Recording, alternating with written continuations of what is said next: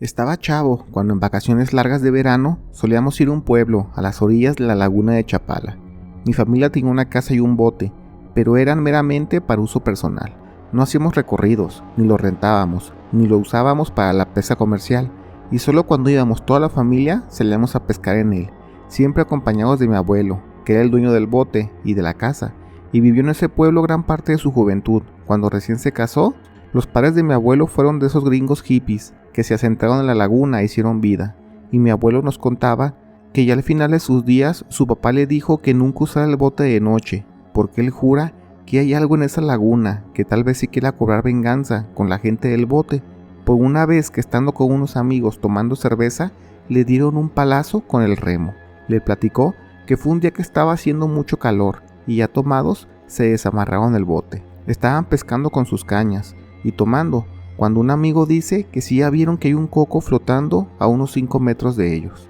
No había nubes en ese momento y la luna les daba buena luz, y forzando la mirada se dan cuenta que no es un coco flotando, es una cabeza asomándose. Cuando le apuntan con sus lámparas, esta cabeza se asusta, se zambulle y ya no la ven. El papá de mi abuelo se quiso retirar de allí, pero sus amigos ya tomados querían saber qué es. Estuvieron apuntando con sus lámparas al fondo de la laguna y no lograron ver nada, y se desanimaron tanto que ya mejor se quedaron tomando las últimas cervezas, platicando de las cosas raras que han visto al pescar. Pasó el tiempo, y mientras uno de los amigos, que estaba muy tomado, se acurrucó con la cabeza al filo del bote,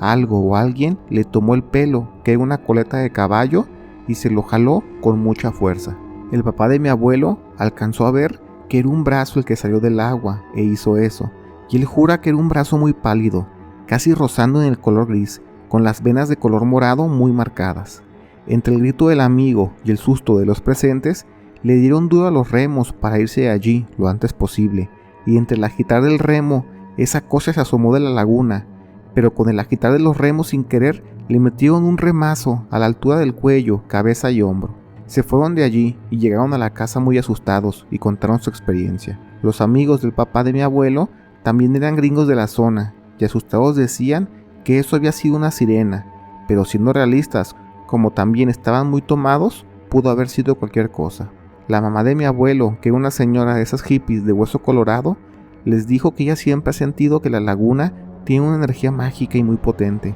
así que no les suena tan descabellado que sea una sirena. Asustados por la experiencia, ya mejor, en lugar de tomar en el bote en el fondo de la laguna, lo hacían en la terraza trasera de la casa, que tiene una vista hermosa al lago. Una mañana estaba muy rico el sol y no se aguantaron las ganas y de nuevo se metieron al bote para ir a pescar algo, y estando ya al fondo de la laguna empezaron a escuchar como palmaditas con la mano en la punta del bote,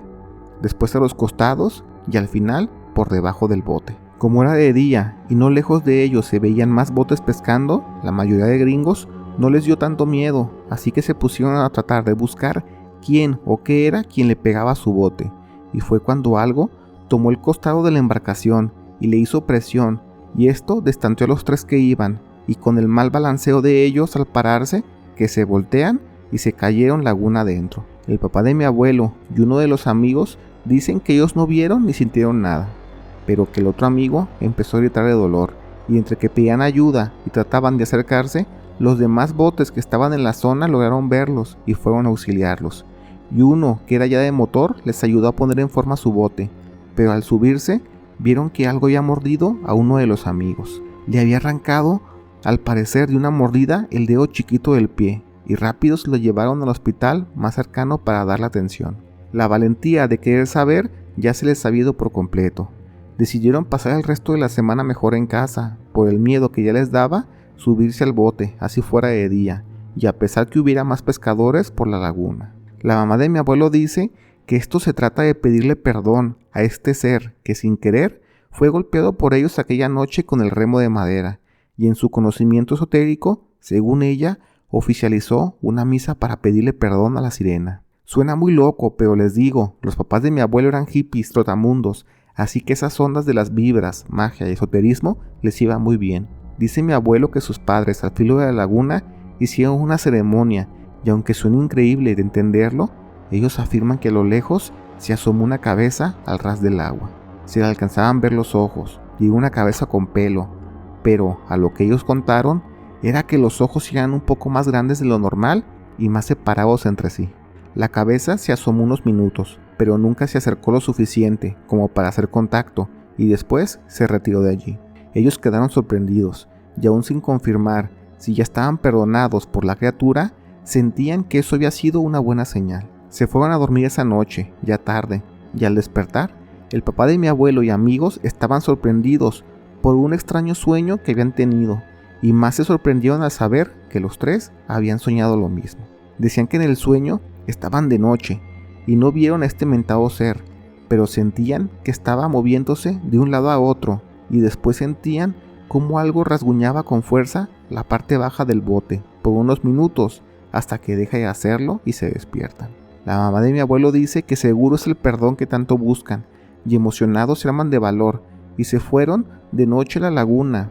para ver si esto ya era el cierre del malentendido. Después de estar mucho tiempo esperando, empezaron a sentir como algo rasguñaba la parte baja del bote y con esos nervios de punta se aguantaron el miedo lo más que pudieron, y cuando al fin el ser terminó de hacer lo que estuviera haciendo, por una última vez lo vieron asomando la cabeza a lo lejos, un par de minutos, y ahora sí se les perdió de vista. Al regresar a la casa revisaron el bote y tenía unas marcas muy profundas abajo. No era nada con alguna forma o algo así, solo eran marcas, pero entendieron que eso era la forma de ubicarlos y ya no volverlos a atacar, porque a final de cuentas la segunda vez que los vieron, eso fue lo que hizo, a pesar que era de día y con más gente alrededor. Esa no fue la última vez que interactuaron con ese ser, porque en una ocasión un vecino gringo de ellos, que era bien borrachote, se les perdió con su bote y no supieron que fue de él en semanas enteras de búsqueda. Una tarde el papá de mi abuelo estaba pescando cuando sintió que le pegaban al bote y él, pensando que eran indicaciones, empezó a remar y remar. Si se salía de la ruta, por así decirlo, sentía que le pegaban a la izquierda o a la derecha, según donde quisiera avanzar, y cuando dejó de sentir que le pegaran al bote, él jura que sintió una pesadez y cansancio tan fuerte que se quedó dormido allí durante unos 10 minutos, pero en ese lapso soñó que su vecino estaba abajo. Asustado, se regresó a su casa y le comentó a su esposa lo que sintió, y ella, de nuevo, oficializó una misa, pero de despedida, abriéndole camino de luz al vecino, que también era su amigo. El tiempo pasó y esa experiencia tan mágica se volvió una charla más de los padres de mi abuelo y los amigos que lo vivieron. Mi papá se enteró de esa historia al mismo tiempo que los hijos, porque cuando mi abuelo la contó por primera vez fue parejo para todos. Mi papá es alguien muy intenso en su forma de pensar y actuar, así que cada que veníamos a la casa a descansar, siempre lo ves muy atento a sonidos, luces que se puedan ver en la laguna. Cuando mi abuelo nos lleva al bote a pescar,